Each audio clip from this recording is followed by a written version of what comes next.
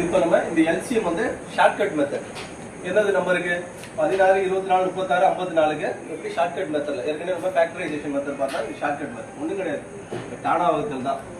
ஓகேவா? இப்போ டானா வகுத்தல் போட்டு காமனா போய் ஃபர்ஸ்ட் எதால இதை அடிக்கலாம், 2ஆல் அடிக்கலாமா? 2ஆல் அடிச்சா என்ன வரும்?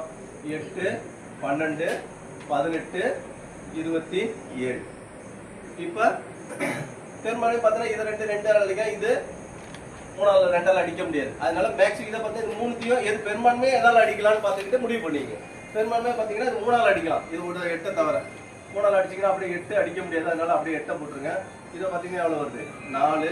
இதை பார்த்தீங்கன்னா 6. இதை பார்த்தீங்கன்னா 9. திரும்பி அப்படியே போட்டுருங்க.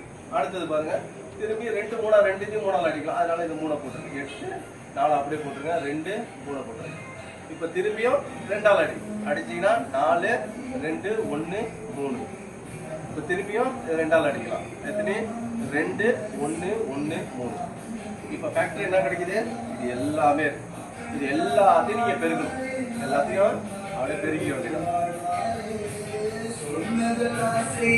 பெருக்கி போட்டீங்கன்னா பார்த்தீங்கன்னா இப்போ நம்ம இந்த நம்ம ஃபேக்டரைஸ் நம்ம டானா வகுத்தல் போட்டு எடுத்தோம்னு வச்சுங்களேன், 2 3 3 2 2 2 1 1 3 வரும். இது எல்லாத்தையும் பெருக்கினீங்கன்னா 432 வரும்.